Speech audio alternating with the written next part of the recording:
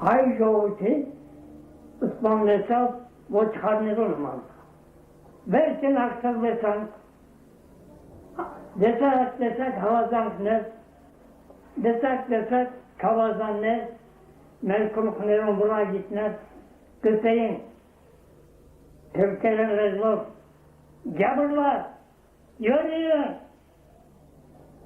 սեզենգենը մերլատ յաշամասն։ Ինչ ռազեն, ինչ։ The history of the Armenians on this strategic plateau in the South Caucasus, between the Black Sea and the Caspian Sea, at the crossroads between empires, trade routes and invasions, spanned almost 3,000 years.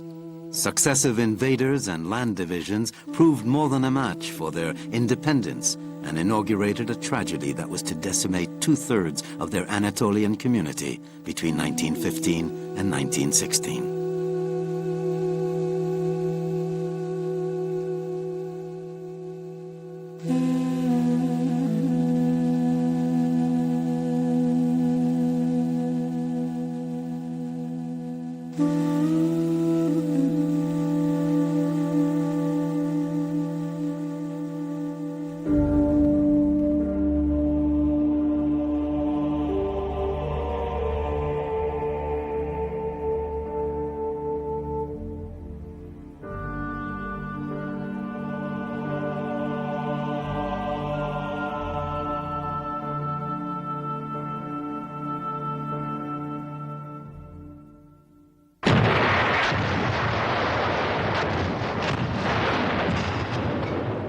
World War I had just broken out.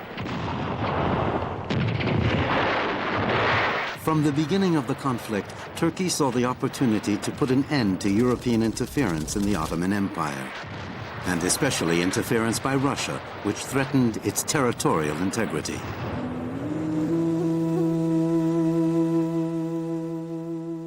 Despite the reticence of some of her ministers, 2 of whom were Armenian, the Ottoman government entered the war in November 1914 on the side of the Central Powers, Germany and Austria-Hungary, against the Allies, France, Great Britain and Russia. Caught in a stranglehold on the new Turco-Russian front in the Caucasus, the Armenians found themselves in the very center of the battlefield. The Ottoman Empire was only barely recovering from its defeats in the Balkan Wars, having lost 85% of her possessions in Europe from 1912 to 1913. The wars in the Balkans shattered European alliances and contributed to triggering the world conflict. This was a government still traumatized by the recent dismemberment of its empire, and the threat that the alliance might give the Armenians their independence reinforced nationalism among some of its members.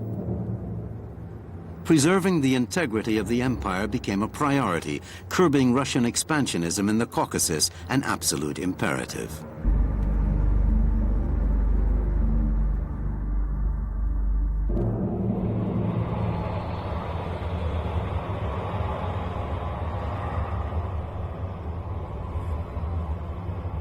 In January 1915, the Turkish offensive against the Tsar's army ended in disaster.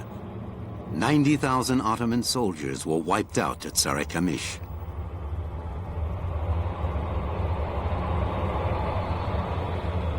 The Armenians had been mobilized into the ranks of the Ottoman army on a massive scale, but the fact that a handful had joined the Russian volunteer corps served as a pretext for accusing the entire Armenian community of treason.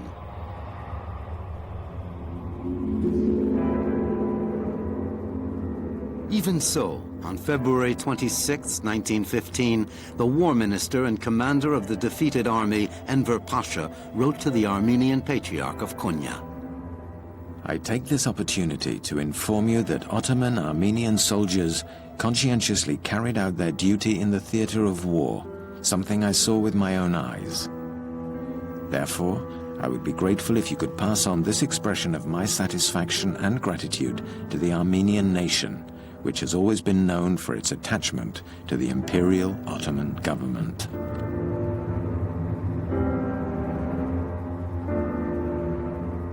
Despite this acknowledgement, and under the pretext of securing the zones on the front, the government ordered Armenian soldiers to be disarmed and assigned to labor battalions.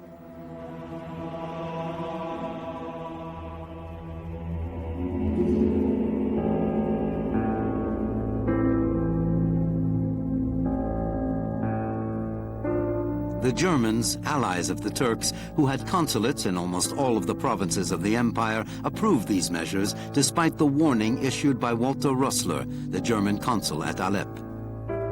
On April 20th, 1915, he wrote to his ambassador. All Christian soldiers aged 32 to 45 have been recalled, to be deported certainly.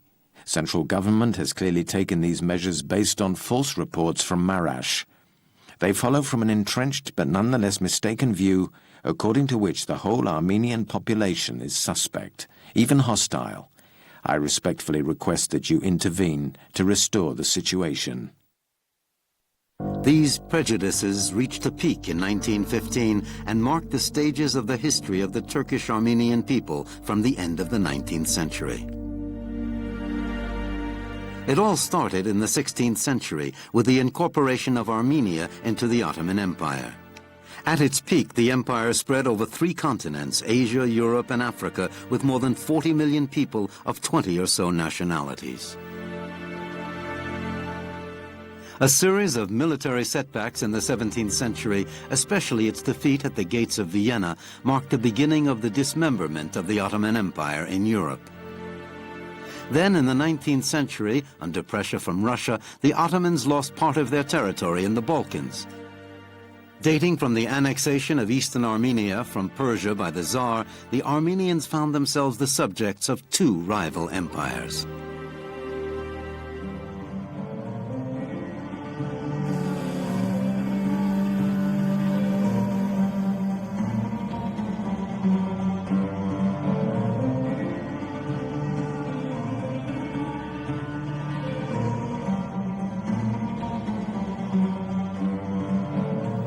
Like all the other non-Muslim minorities in the Ottoman Empire, the Armenians, who are Christians, enjoyed religious and cultural freedoms, but did suffer discrimination and were obliged to pay high taxes.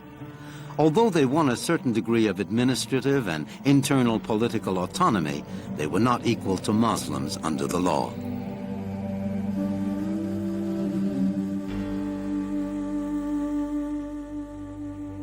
Peasants, for the most part, they created a prosperous society of craftsmen, tradesmen, financiers, architects, doctors, and lawyers in their towns.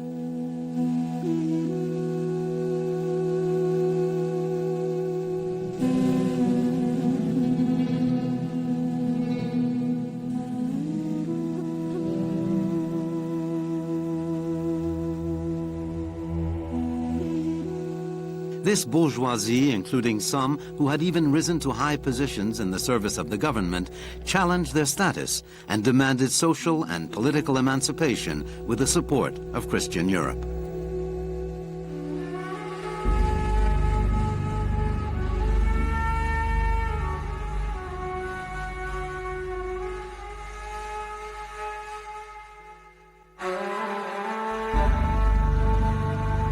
The Armenian question became a pretext for colonial Europe to interfere in Ottoman affairs. But, like the protection of minorities in general, it would not be allowed to threaten the economic interests of the European powers.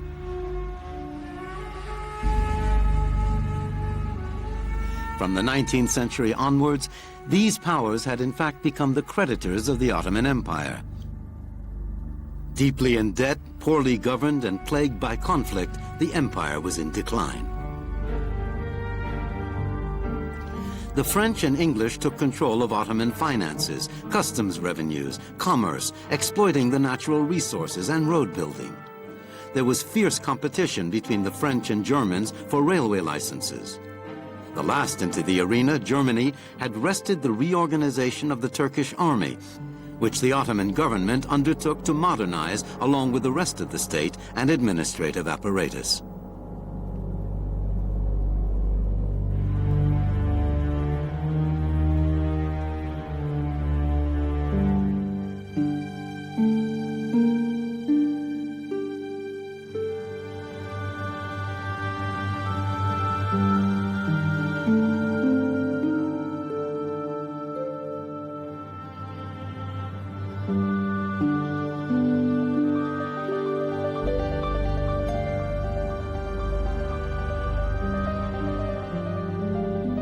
conditions for minorities continued to worsen in spite of the equality promised to all subjects of the empire under the reign of Abdul Hamid II.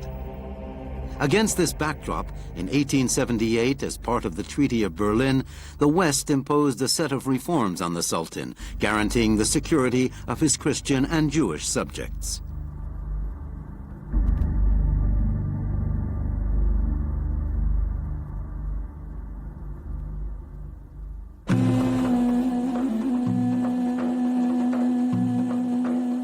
The reforms failed to materialize. Groups of Armenian revolutionaries formed a national independence movement in a bid for the community's social and political emancipation.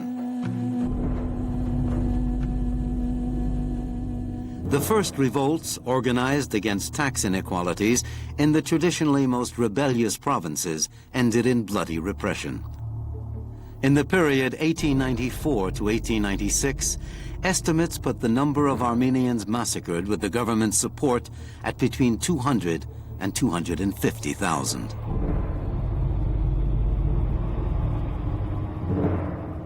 Intended to curb any vestige of separatism, the massacres aroused public indignation in Europe and the ire of politicians and intellectuals alike, such as Jean Jaurès in France and the German pastor Lepsius.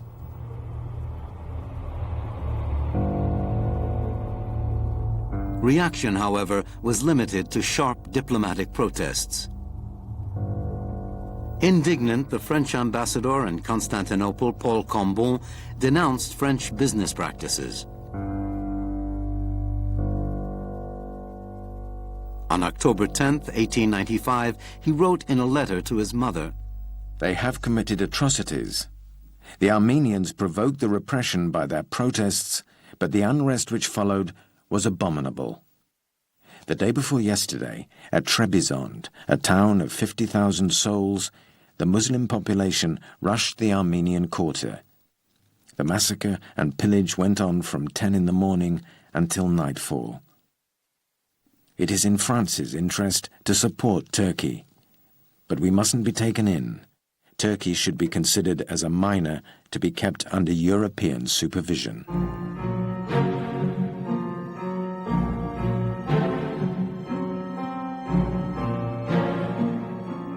1908, Revolution. Officers and liberal Ottomans in exile, known as the Young Turks by Europeans, reacted to the tyrannical policies of the Sultan. They forced the restoration of the constitution abrogated by the Sultan and demanded equality for all subjects of the empire. Minorities entered parliament and the Armenians won 14 seats. Fraternity among communities was the order of the day in the empire, but not for long. In 1909, at the end of a failed counter-revolution, Abdul Hamid II was removed from the throne by the Young Turks and replaced by his brother Mehmet V.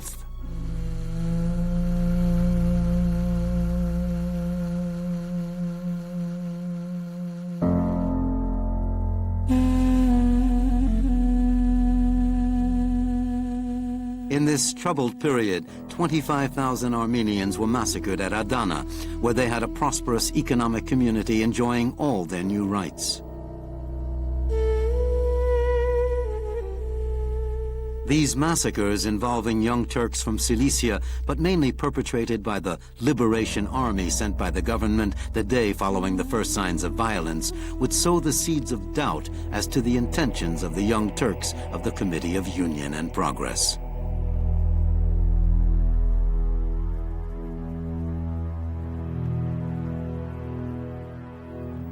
As Turkey entered the Great War, their goal became clear. The military wing of the Young Turks aspired to ethnic homogeneity. On November 11, 1914, the Committee of Union and Progress leadership unveiled its plans.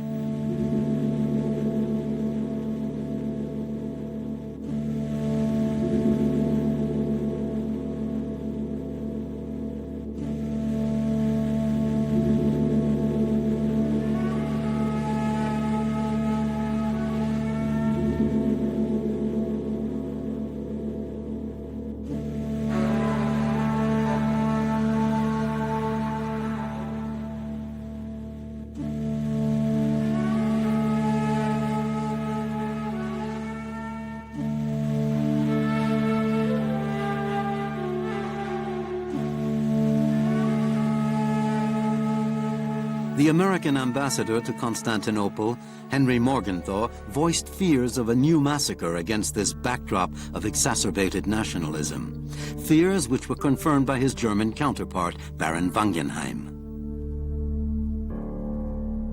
As long as Great Britain does not attack the Dardanelles or Turkish ports, there is no cause for worry. If she does, nothing can be guaranteed.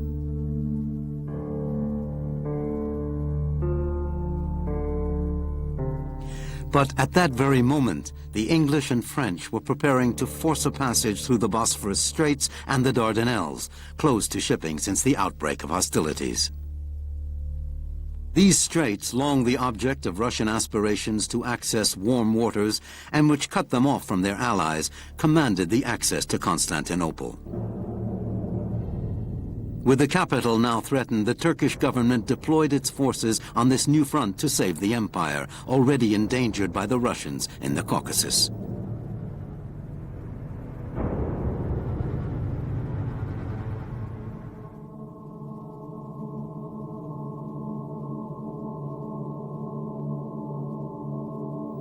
The fighting in this region had created an exodus of thousands of civilians from the onset of winter.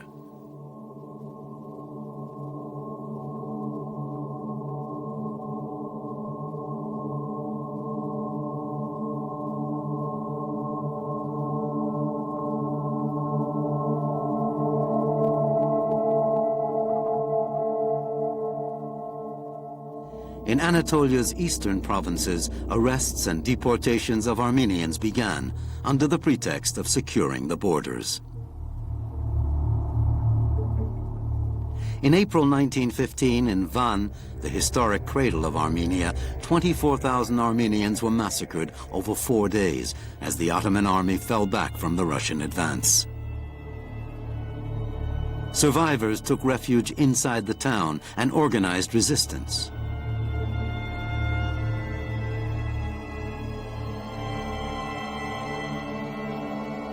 After 27 days of fighting, Van was liberated by the Tsar's troops.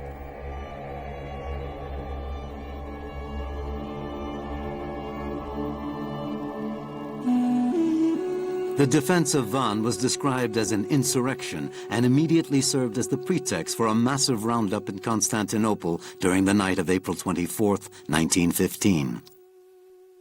More than 600 journalists, writers, lawyers, doctors, architects, deputies, and others were accused of plotting. They were arrested and imprisoned. The majority were deported or executed within a few weeks.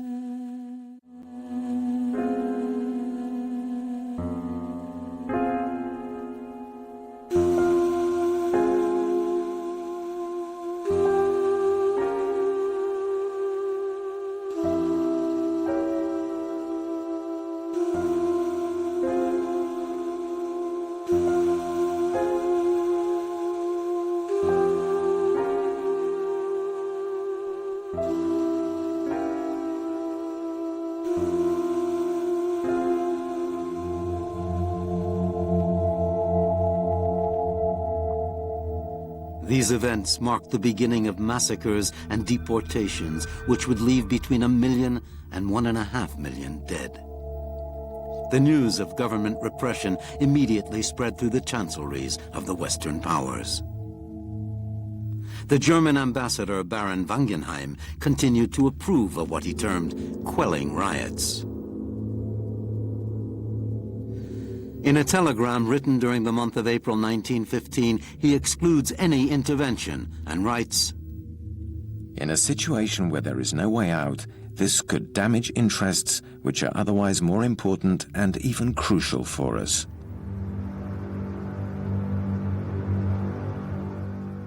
Having lost out in the colonial dividing up of Asia and Africa, Germany had managed to wrench the contract for the Berlin-Constantinople-Baghdad Railroad from the English and French on the eve of the war.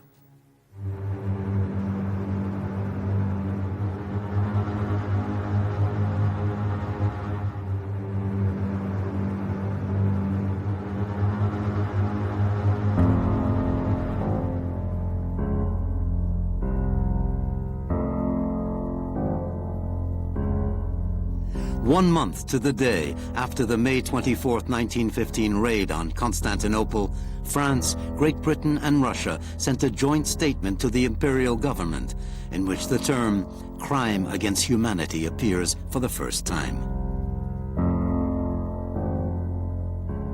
In the presence of these new crimes against humanity and civilization committed by Turkey, the Allied governments wish to publicly inform the Sublime Porte that they shall hold all members of the Ottoman government personally responsible for these crimes and their agents who are found to be involved in such massacres.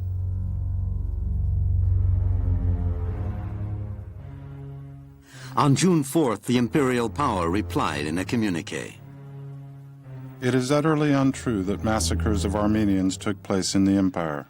If some Armenians had to be displaced, it was because they lived in areas located in the war zones, where their presence, in view of what preceded, gave rise to legitimate defense concerns on the part of the imperial government. Moreover, the Sublime Porte considers it his duty to adopt the measures His Majesty deems necessary to ensure the security of its land and sea borders. Furthermore, the Sublime Porte considers it has no accounts to render to any foreign government. 2 weeks later, Ambassador Wangenheim confided to the German Chancellor. It is clear that the expulsion of the Armenians is not motivated by military interests alone. The Minister of the Interior, Talat Bey, recently boldly stated to Dr. Mottman, currently serving at the Imperial Embassy, that the Porte wanted to take advantage of the World War to find a radical solution to deal with his enemies at home, the Turkish Christians, without being hampered by foreign diplomatic intervention. Since no government actually threatened to intervene, there was nothing to prevent the organization of the deportations and the massacres. Talat Pasha, Minister of the Interior, announced a temporary deportation law. Although it makes no specific mention of Armenians, this law nonetheless provided official cover for the current practice, which had gone on since early spring.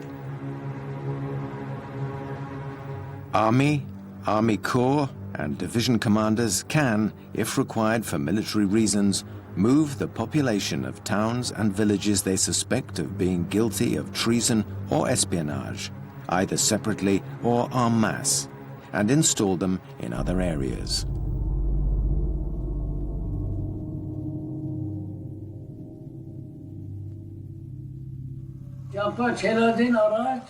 Nez dari sarayın arşive mütasarrıfı kome. Mütasarrıfı evla kardıvarın stav meg anunenis kred. Verçe gelen imza edin. Bir Hüsnü Rıza'yın yani mer hojardan kome terkibatan. Aileni che geçiken ku gerta. Bu campan. Garkero ve Türkiye'de hayır ile buneli sinkoriyeti buneli konseketi. Garka çerta. Bak Türkiye'de garkışonere Malatya or Hasan se Beratartan. Türkiye'nin etki Hüseyin garki meçen ustad Türkiye'nin etki խոսակցությունlar. Խոսակցությունը ապաջարմար խոսակցություններ են ինչ։ Ասեն adam Türkiye'nin etki Hüseyin Türkiye'ye gamartsum en pana bu Türkiye'nin lurun Asıl Türkiye'nin etki խոսակցությունlar. Yani bilirse o Türkiye'nin lurun o yani siz çarpayım. Hayır. Hayır.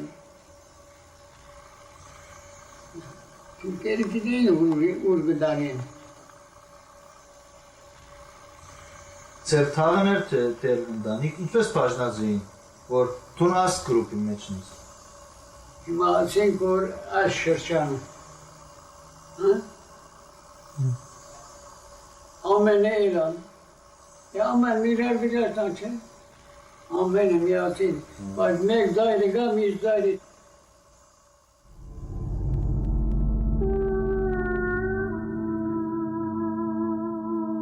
Posted at one of the empire's most isolated provinces at Kharput, the American consul Leslie Davis concentrated his consulate's work on helping the victims and attempted to intervene with the local authorities. On June 30th, 1915, he sent this report to his ambassador.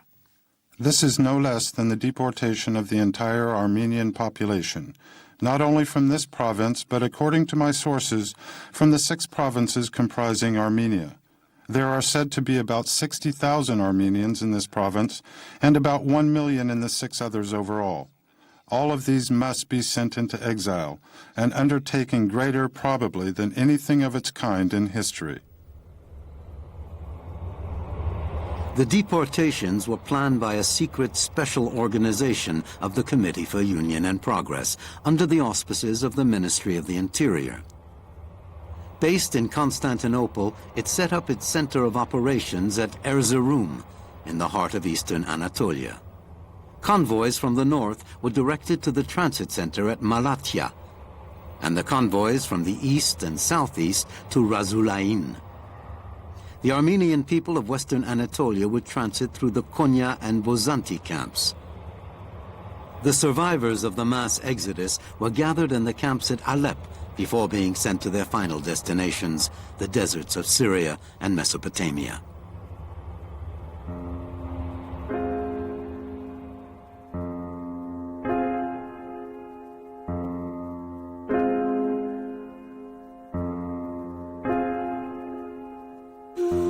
Convoys sent out very soon after flyers or town criers announced the deportations.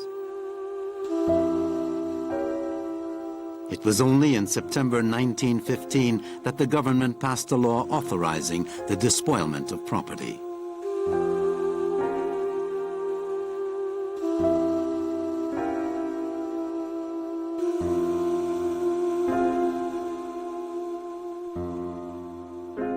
Kept apart, the men were massacred away from the towns for the most part. Escorted by police, thousands of women, children, and the elderly set out on an exodus stretching several hundreds of miles.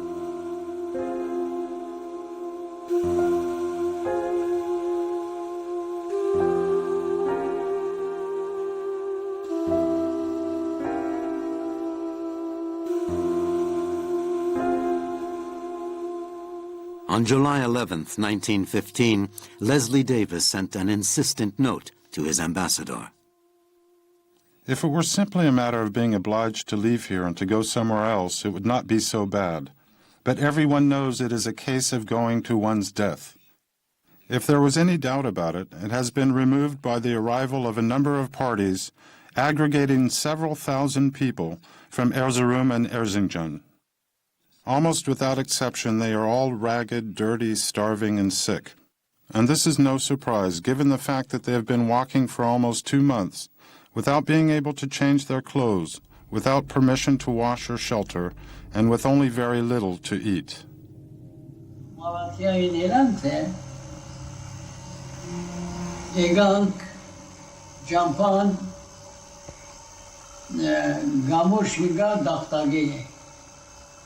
Bizde gamushane, vertore atilere. Jandarmenere mego angome, yüksengome. Amenu kroknere Lagosnere haneti. Eholiye paylas ganga hafız tatkire. Hing harul elbet elimart zımbazla. Amenu dari. Ardın amuzgani getamor malo misal dar eşer araze eşer dari aren desa hero foda san yergar gerema vallahi durmu sero adi aruye şuri aruye ha kaçı on iş desnam verim ver amen mortabat verim ver amen şunu şeyler hiç hayır olsun nerede bunda mali siyasan da sangisi belki de şey hayırlı bir şey.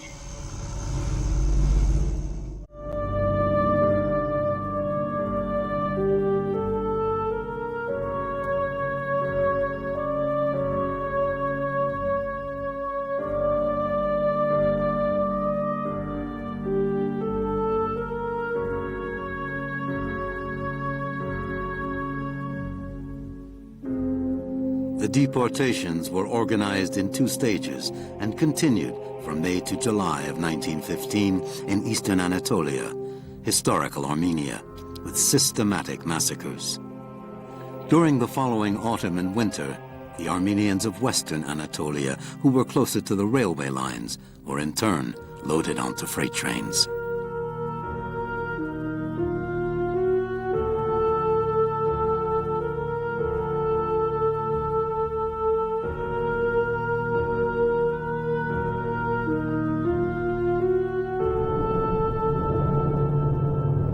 The war had spread to 3 continents, assuring the empire that none of the great powers would intervene. The Franco-British offensive in the Dardanelles turned out to be a disaster for the Allies, who were also losing troops in the trench war on the fronts at Artois and Champagne. Nothing, however, would sway their determination to safeguard their interests in the Ottoman Empire. They secretly negotiated its partition into spheres of influence. The stakes were high, and the Armenian question faded into the distance. Massacres and deportations continued.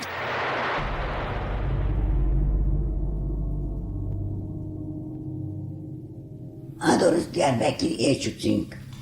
Ama şoğurt asan kirenk. Kültür, Türk klasik.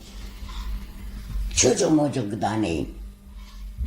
Hasabın kanıtı gımannaz.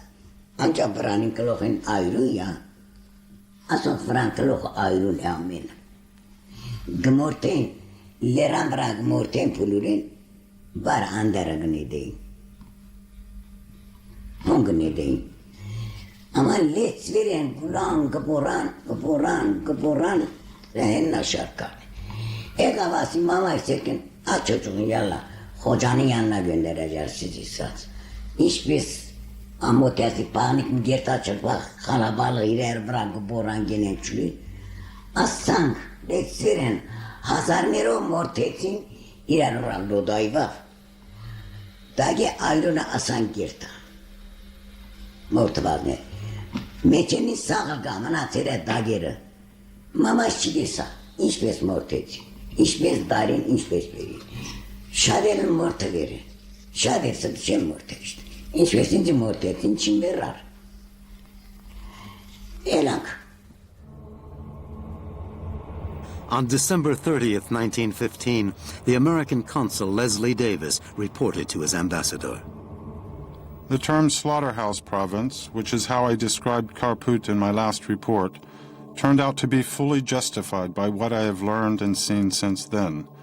In fact, it is almost certain that, with the exception of a very small number of those who were deported during the first few days of July, all who left here were massacred before reaching the boundaries of the province.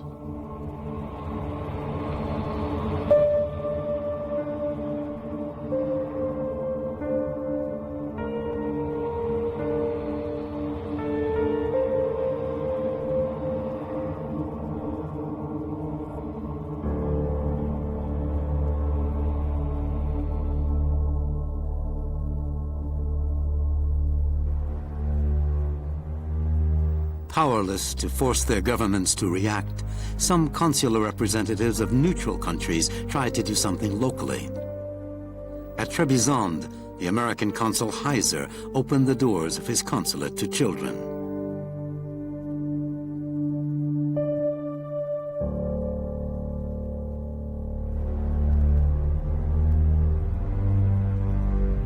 For his part, the American ambassador Henry Morgenthau relentlessly informed Washington. These measures were not taken in response to fanaticism or popular protests, but are purely arbitrary. Directed from Constantinople in the name of military necessity, they often take place in districts where there are no military operations. There would appear to be a systematic plan to crush the Armenian race. I spoke on several occasions to the Grand Vizier and pleaded with the Interior and War Ministries to end these persecutions. My efforts are in vain, except here in Constantinople.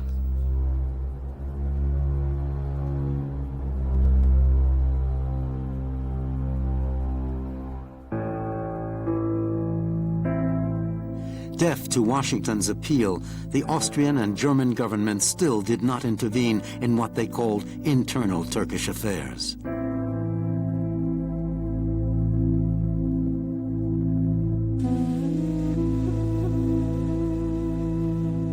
"4,200 Armenian survivors took refuge in the mountains. Their signals were picked up by French and British cruisers in the Bay of Antioch. The survivors were rescued and set sail for Port Said in Egypt.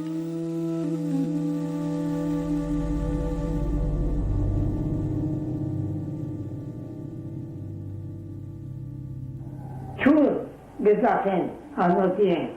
Zararın bırakımın. İnç var isen. Ayet verse köpek yok. Campan yer karları. Oraya verse. Ben arçaya var. Hırska kes yakın. Çur. Antat adeni. Navelunnet kılesreyin. Araçın navelunnetten hayli ahşıkmer. Kuysa ahşıkmer. Aslı.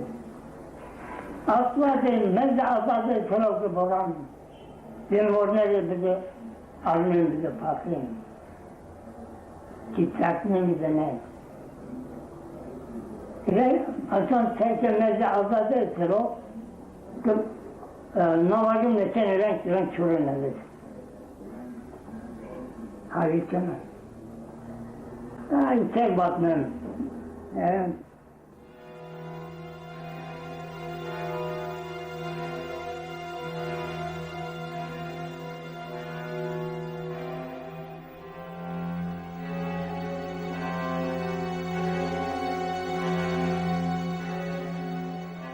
The persecution provoked reactions even inside the Young Turks Committee of Union and Progress. Yet, any official refusal to carry out the orders was dismissed. Some civilians did help the Armenians, despite the orders and the risks, especially the Kurds in the Dersim region of the country. The Turkish government was anxious to make sure no evidence remained. Missionaries were refused permission to accompany the convoys. Taking photos was forbidden. Foreign representatives found their correspondence restricted or even censured.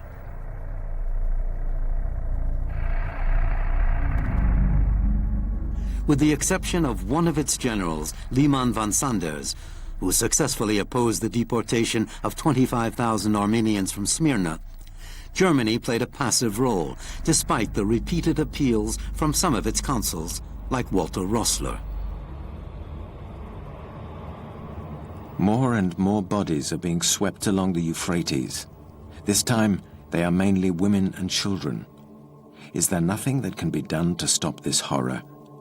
I beg you to inform the Minister for Foreign Affairs to make sure that the Turkish denials are not published in the German press, which could lead people to believe that Germany approves.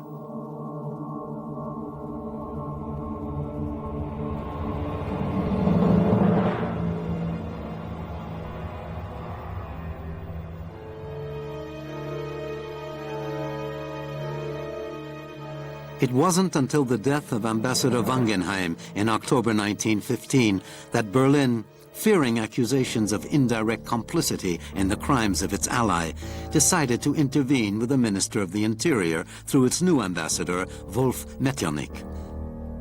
On July 10, 1916, Metternich bitterly commented, "The Turkish government would not be diverted from its program, the liquidation of the Armenian question by exterminating the Armenian race, not by our admonishments, not by the warnings of the American ambassador or of the apostolic nuncio, nor by the threats of the Allied powers."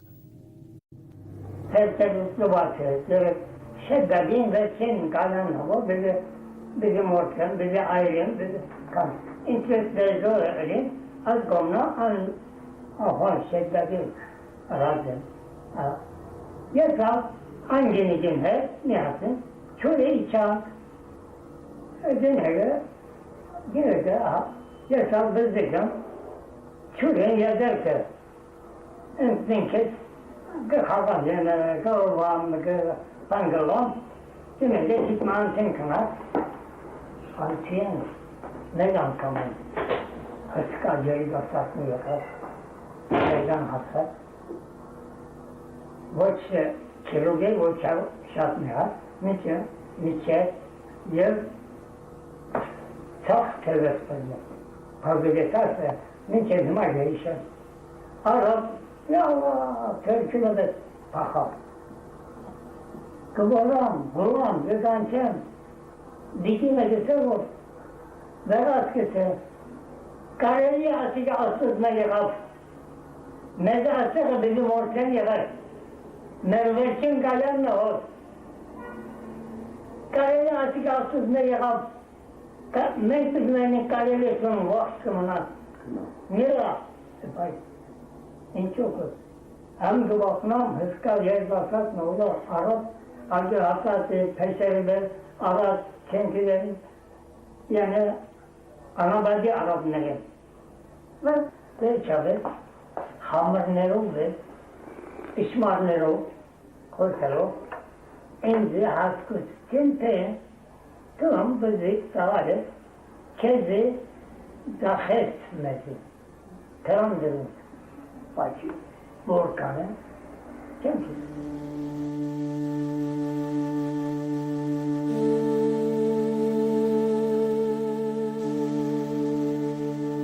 Thousands and thousands of young women and children were abducted in this way, sold like slaves, or forcibly converted during their deportation.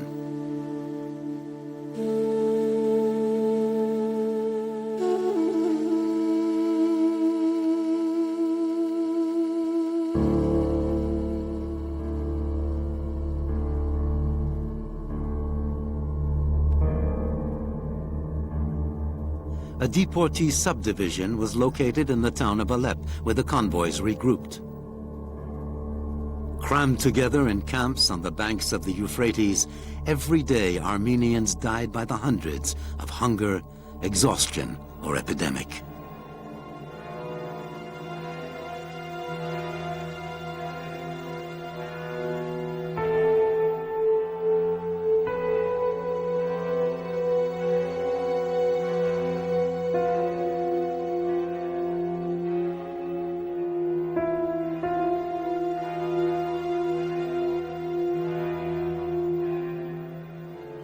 Having survived indescribable suffering and an exodus lasting several weeks, 800,000 Armenians arrived in Syria. Transferred from one camp to another with neither food nor water, they were abandoned to their final destination, the desert sands.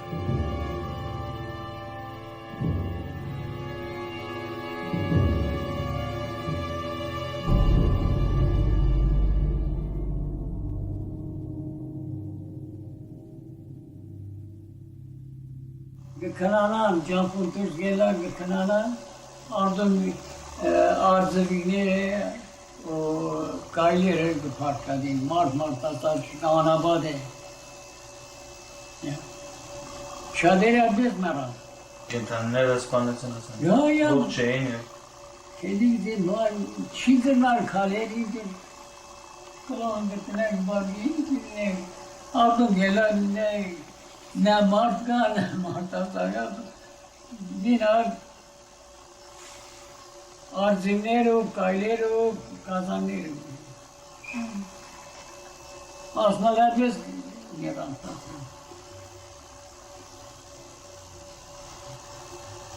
Sonra kalene mu kişilerden oraya yapar. Kişiler değil. Kalen, aslında gaylaz deriz ki kılana. Peki, garavanı katile.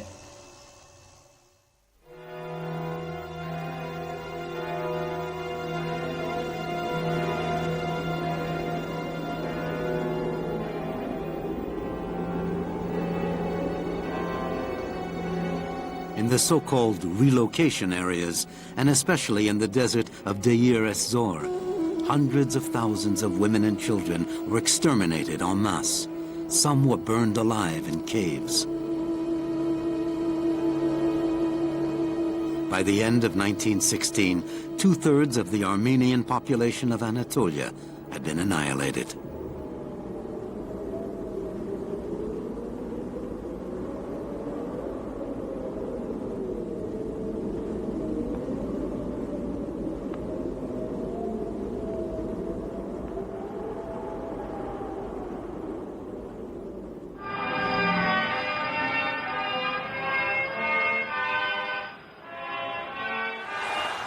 Some 2 years later, on October 30th, 1918, a defeated Turkey signed the Armistice of Mudros with the Allies.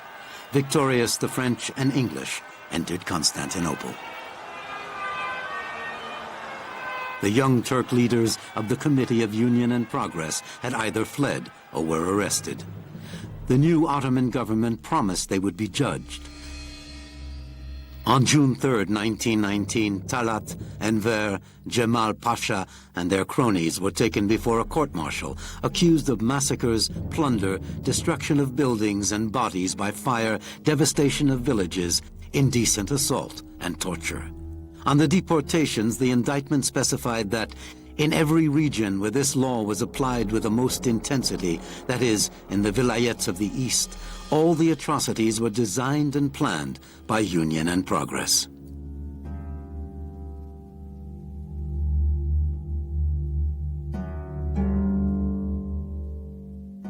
The verdict, described as historic by the press, was announced on July 5, 1919. It drew up a list of crimes and concluded, "These personal crimes are attributed to the legal entity, the Association of Union and Progress." Talat, Enver, Cemal Pasha, and others were condemned to death in absentia. They were later found and killed by the Armenians.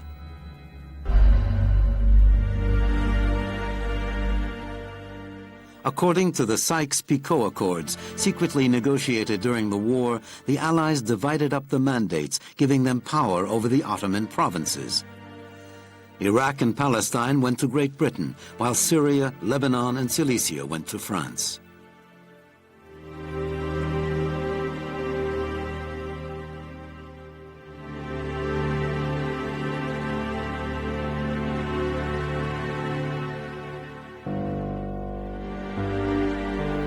At the peace conference, the Treaty of Sèvres was signed on August 10, 1920, recognizing the existence of an independent Armenia, uniting the Armenian provinces in the Ottoman Empire and the Russian Caucasus region. It would never be ratified. July 1923, and the creation of the new Turkish Republic of Mustafa Kemal was ratified by the Treaty of Lausanne, burying the Armenian question. By the time the 1927 census was taken, only 65,000 Armenians remained in the new Turkey. Refugees were denied the right to return and dispersed.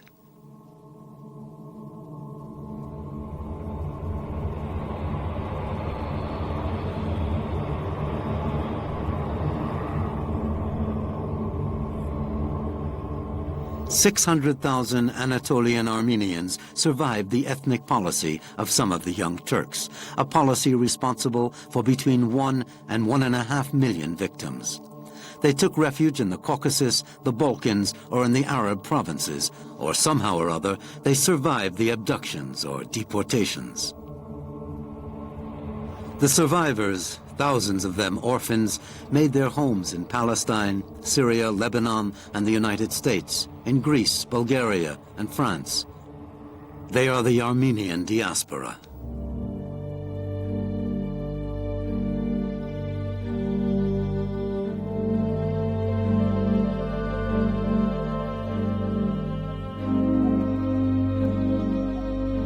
At the beginning of the century, no word existed to describe massacres and deportations. The jurist Raphael Lemkin coined the word genocide in 1944 to describe the Shoah, designating acts committed with the intention of destroying in whole or in part a national, ethnic, racial, or religious group. It wasn't until 1948 that the word was incorporated into international law. In the first report written on the Armenian tragedy in 1916, the young English historian Arnold Toynbee wrote that the agony of Armenia had no lack of witnesses. Even if more and more eloquent statistics were available, they could not express the reality of what had happened. A nation had just been exterminated.